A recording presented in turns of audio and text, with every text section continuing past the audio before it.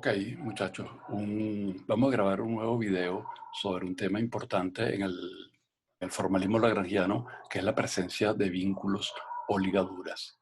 El plan es el siguiente: vamos a hablar de vínculos o ligaduras en general, qué es lo que significan, y una clasificación muy simple.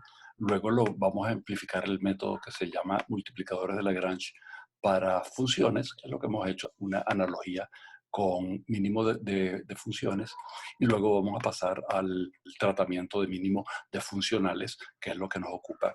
Y en ambos casos, tanto en funciones como en funcionales, haremos un breve ejemplo. Manos a las obras, pues. Okay. El tema de los vínculos es establecer una restricción en el espacio de configuración. Es decir, hay funciones de las coordenadas del espacio de configuración, de las coordenadas generalizadas, iguales a cero. Estos son superficies o hipersuperficies en el espacio de configuración y establecen vínculos entre las coordenadas, de modo que no todas las coordenadas Q son independientes. Ellas están ligadas por estos lazos. A denomina el número de funciones de ligadura, nosotros lo haremos como si hubiese una sola. Estas ligaduras se llaman holónomas. Hay otras ligaduras que están establecidas en términos de desigualdades. Por ejemplo, dos partículas libres, pero amarradas. Ellas pueden estar a cualquier distancia, excepto distancias mayores que la longitud de la cuerda. O unas partículas moviéndose y hay una superficie, una esfera, digamos. Ellas no pueden penetrar la esfera, entonces el espacio que ellas ocupan está restringido por una desigualdad. O ligaduras que tienen que ver con los diferenciales. Por ejemplo, si hay un cilindro que está rodando sin deslizar, lo que recorra cualquier longitud sobre el cilindro tiene que ser igual a la longitud sobre el plano en el que está girando, porque si no estuviera deslizando. Es decir, si ella avanza en un determinado lapso de tiempo, desde aquí hasta aquí, recorre un delta S sobre el cilindro, ese delta S tiene que ser el mismo, de modo que delta R por delta teta, el ángulo que ella recorre por R, tiene que ser igual a delta S. Eso lo que hace es que la velocidad del centro de masa sea igual a omega por R. ¿De acuerdo? Y, y esa es la condición. La velocidad angular y la velocidad lineal, tangencial, no son independientes. Ok. Vamos a ejemplificar el método de los multiplicadores de Lagrange que diseñó Joseph Louis Lagrange con mucha habilidad matemática y que tiene la virtud de que de las coordenadas del vínculo no privilegia ninguna. ¿Okay? Tiene un tratamiento democrático, equitativo para todas ellas. Vamos a hacerlo en tres dimensiones. Supongamos que yo tengo un campo, este campo.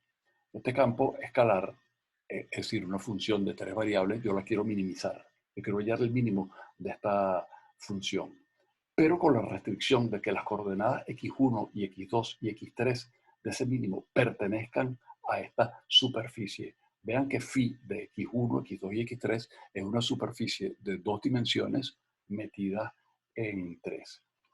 Entonces, la estrategia es considerar esta función f barra, que es la función que yo quiero minimizar, más lambda por phi.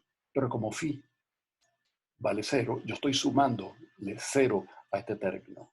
Estoy sumando 0, pero recuerden, phi vale 0, pero sus derivadas no. Y ahí está la gracia, en que las derivadas van a cumplir un papel fundamental. Entonces yo, en lugar de hallar el mínimo de f, voy a considerar el mínimo de f barra. Y el mínimo de f barra es la derivada de f barra respecto de xy, y el gradiente, igual a 0. Pero si lo expreso en términos de f y de mi restricción, es esto que está aquí. Cuando uno deriva, este término tiene dos términos. La derivada de lambda por phi más lambda por la derivada de phi. Ponemos este solamente porque el otro, derivada de lambda por phi, vale 0 porque phi vale 0. ¿De acuerdo? Entonces, yo he aumentado mi espacio con una coordenada más, con una coordenada ficticia, lambda, así con un término, con una incógnita más. Pero tengo esta ecuación más. Entonces, aquí sigo teniendo tres ecuaciones con cuatro incógnitas y esta cuarta ecuación me provee cuatro ecuaciones con cuatro incógnitas. Mis cuatro ecuaciones son para x1, x2 y x3, que es el punto de mínimo, y el valor del multiplicador de Lagrange indeterminado. Un breve ejemplo. Yo tengo una esfera. La esfera x cuadrado más y cuadrado más z cuadrado igual a 4, una esfera de radio 2. Y yo quiero hallar cuál es el punto de la esfera que está más cerca a un punto dado, digamos a este punto de coordenada 3, 1 y menos 1. Entonces yo lo que quiero minimizar es la distancia que hay de un punto de la esfera con coordenadas x, y y z al punto 3, 1, menos 1. Esa distancia es esto que está aquí, pero con la condición de que x, y y z tienen que vivir en la esfera de radio 2. Entonces, fíjense, lo primero que vamos a hacer es que es lo mismo minimizar esta raíz cuadrada, es decir, f, que f al cuadrado. ¿Okay? Esa estrategia la hemos usado antes, porque si una función tiene un mínimo en un determinado punto, la función al cuadrado tiene un mínimo en ese mismo punto. Entonces, esta es la función que yo voy a minimizar, f cuadrado. Desaparecí la raíz de aquí. Y entonces, f cuadrado más lambda por phi es a quien le voy a hallar el mínimo. Mi condición de mínimo es que el gradiente sea cero, es decir, la derivada respecto de x de este término es igual a cero. Y eso me da origen a esta ecuación, porque la derivada de f cuadrado respecto de x involucra este término solamente es 2 por x menos 3. Y eso es igual a la menos derivada de lambda respecto de phi. Se vienen a phi y la derivada respecto de x es 2x. Por eso aparece este término. Esa es la ecuación A. La B es exactamente la misma, pero para y, y la C para z. Y este sistema lo complementan con la ecuación de la esfera. Bueno, primero dense cuenta que lambda igual a 1 produce una incompatibilidad. Si lambda tiene que ser distinto de 1, porque si ponen un 1 aquí, le queda que 2x menos 6 es igual a menos 2x, y eso es absurdo. De modo que lambda no puede ser igual a 1. Como lambda no puede ser igual a 1, ustedes lo despejan. Y lo que obtienen es de A esta ecuación, de B esta ecuación y de C esta ecuación. ¿Okay? Entonces, ustedes sustituyen el valor de X, Y y Z en la ecuación de la esfera, en esta ecuación, y obtienen una ecuación para lambda, cuya solución es esta que está aquí. Obtienen dos soluciones. Sí, como vamos a ver, va a haber un punto que tiene una distancia mínima y otro punto que vive también en la esfera que tiene una distancia máxima. Reinyectan este valor de lambda en la ecuación A, B y C y obtienen el valor de X, de Y y de Z, que resulta ser esto. Y para el otro signo esto. Bueno, este es el punto más alejado y este es el punto más cercano. Digamos, si este es el punto P en cuestión, el punto más cercano a la esfera es esta y el punto más alejado es el opuesto. De modo que ya ejemplificamos. Ahora vamos al mínimo de funcionales con ligaduras holónomas. Las ecuaciones de movimiento vienen de un principio variacional. Hasta ahora hemos supuesto que las coordenadas Q son independientes. Si ellas están sujetas a este tipo de vínculos, ellas no son independientes. Entonces lo que tenemos que hacer es variación independiente de un lagrangiano variado, L barra, que es el L anterior más el multiplicador de Lagrange multiplicado por el vínculo. Y a este lagrangiano es el que vamos a minimizar, digamos, este es el que viene en la definición de la acción.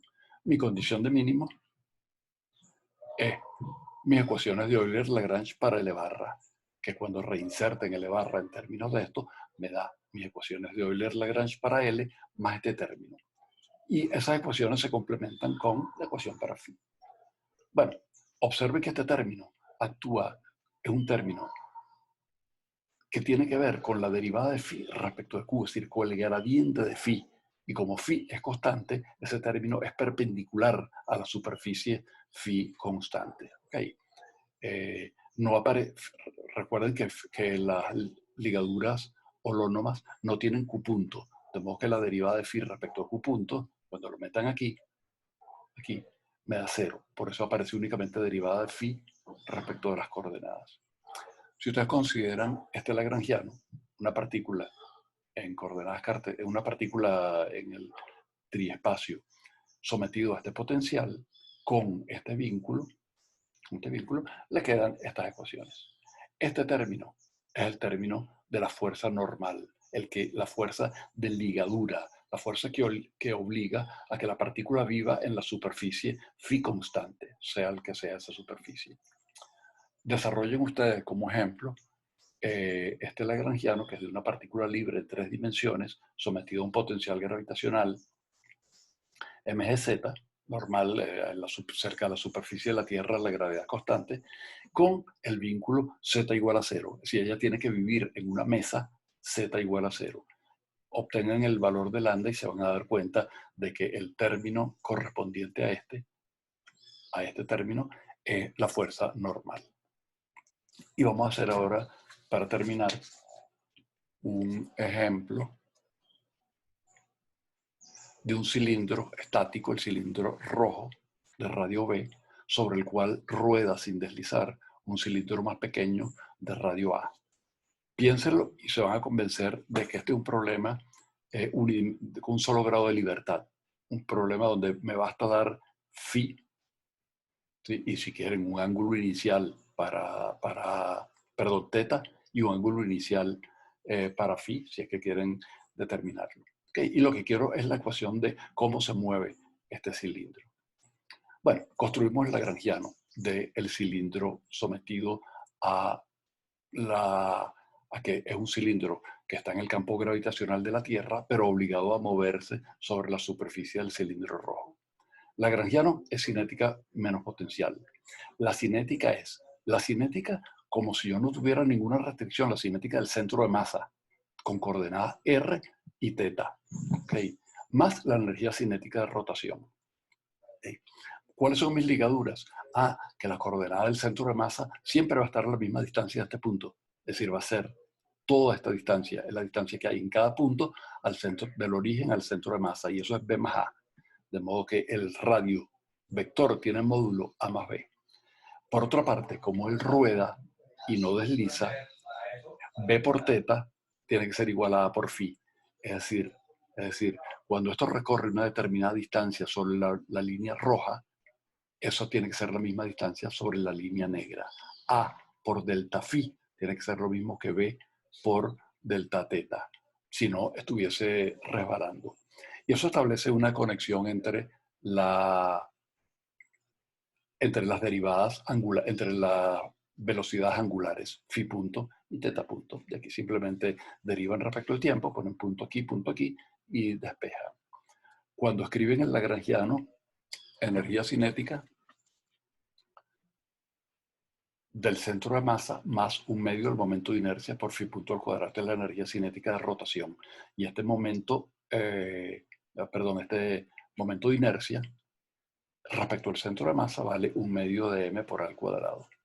Y esto que está aquí es la energía potencial, que es la altura del centro de masa medido a partir de un determinado nivel cero, que lo elegimos aquí a la altura, en la horizontal del centro del cilindro. De modo que es esta distancia proyectada verticalmente es A más B multiplicado por el coseno de teta.